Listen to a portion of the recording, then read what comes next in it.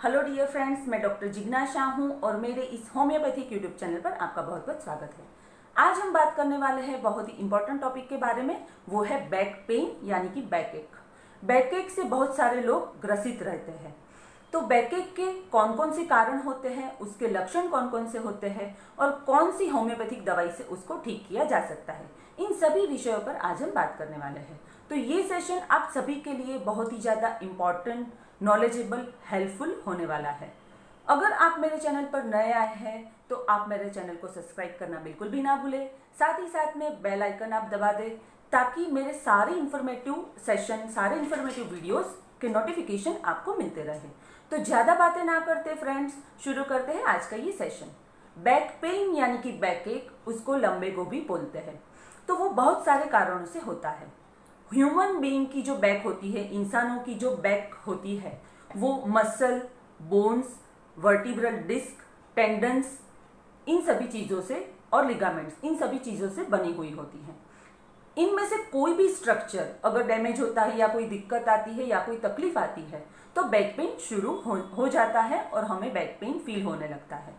अगर हम कोई भारी चीज़ उठा लेते हैं तुरंत, या फिर हम नीचे बैठे हैं जर्क के साथ खड़े हो गए, तो बैक के मसल पर स्ट्रेन पड़ता है और वो स्पाज्म में चले जा सकते हैं, तो भी हमें बैक एक का या तो बैक पेन का अनुभव होता है।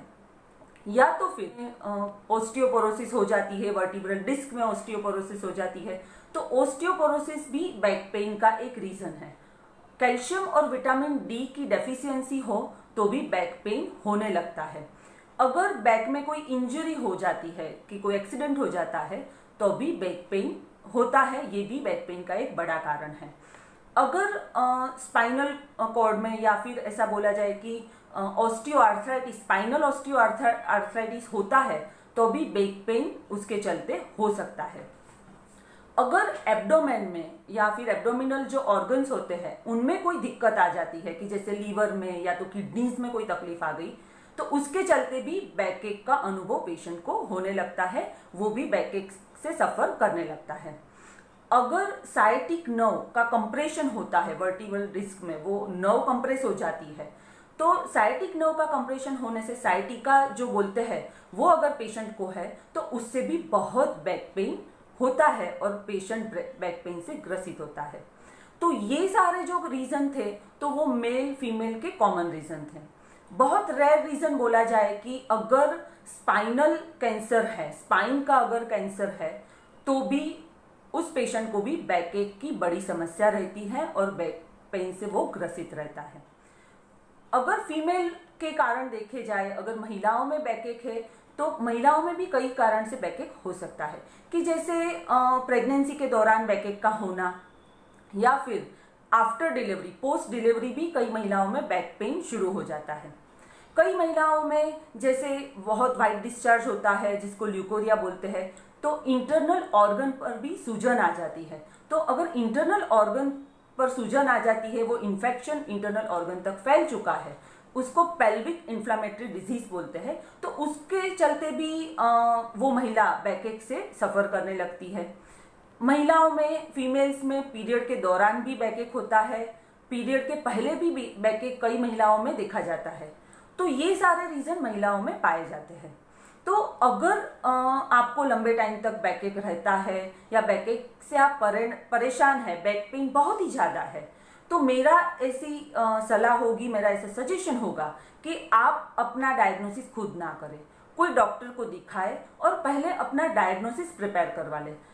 अगर डायग्नोसिस अच्छे से हो जाता है तो लक्षणों के आधार पर होम्योपैथिक मेडिसिन आप शुरू कर सकते हैं, जिससे आपको बैक पेन में निजात मिल सकता है। तो चलिए मैं बता देती हूँ कि कौन कौन सी होम्योपैथिक मेडिसिन बैक पेन को क्योर करती है, बैक पेन से निजात दिला सकती है। तो अगर मस्कुलर पेन है, मसल को स्ट्रेन हो गया है या फिर मसल स्पाज्म में चला गया है, तो रस्टॉक्स 30 करके मेडिसिन है, वो बहुत अच्छी काम आती है। ब्रायोनिया 30 पर मस्कुलर पेन के लिए बहुत ही ज़्यादा उपयोगी मेडिसिन है। जो मैं मेडिसिन बता रही हूँ उसे आपको फ्रेंड्स 5 गोली 3 टाइम लेना है, जब तक बैक एक का फेज आपका खत्म नहीं होता तब तक। तो मसल पेन के लिए मैंने बताया रस्टॉक 30 या फिर ब्रायोनिया 30 आप ले सकते हैं। अगर आपका पेन ऐसा है कि जैसे बहुत एक्सर्शन कर लिया, बहुत काम कर लिया और पेन शुरू हो गया, ओवर एक्सर्शन की वजह से है, तो आप कालीकाट 30 ले ले, उससे आपको बहुत अच्छा आराम मिलेगा। महिलाओं में देखा जाए कि अगर कोई महिलाओं को जैसे पोस्ट डिलीवरी बैकएक हो जाता है, डिलीवरी के बाद अगर सी सेक्शन सिजेरियन सेक्शन से डिलीवरी हुई है और स्पाइनल एनेस्थेसिया की वजह से बैक पेन शुरू है, तो हाइपेरिकम 30 करके जो मेडिसिन है वो बहुत अच्छी काम आती है, उससे आपको बहुत अच्छा आराम मिल जाएगा।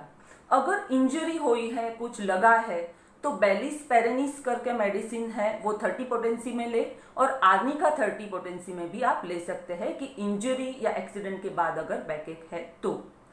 अगर कोई महिला है जिसको नॉर्मल डिलीवरी हुई है फिर भी बैक पेन है, बैक पेन से वो ग्रसित है, या तो फिर कोई महिला को 2-3 बार अबॉर्शन हो गए हैं और बैक पेन शुरू हो गया है, तो वो महिला सबाइना 30 करके मेडिसिन है वो ले सकती है। इन सारी मेडिसिन मैंने जो नाम है वो डिस्क्रिप्शन में लिस्ट दे दिया है, तो आप डिस्क्रिप्शन में से भी पढ़ सकते हैं। तो फ्रेंड्स, ये थी बैक पेन रिलेटेड इंफॉर्मेशन, उसके पॉजिटिव फैक्टर और उसकी क्योरेटिव इफेक्टिव होम्योपैथिक मेडिसिन। आशा रखती हूँ आज का ये सेशन आपको बहुत पसंद आया होगा, और आपको भी अगर बैक पेन है तो आप डायग्नोस करवा के होम्योपैथिक मेडिसिन शुरू कर सकते हैं। तो फ्रेंड्स, मिलती हूँ अगले सेशन में एक नए टॉपिक के साथ। तब तक के लिए धन्यवाद। Thanks a lot.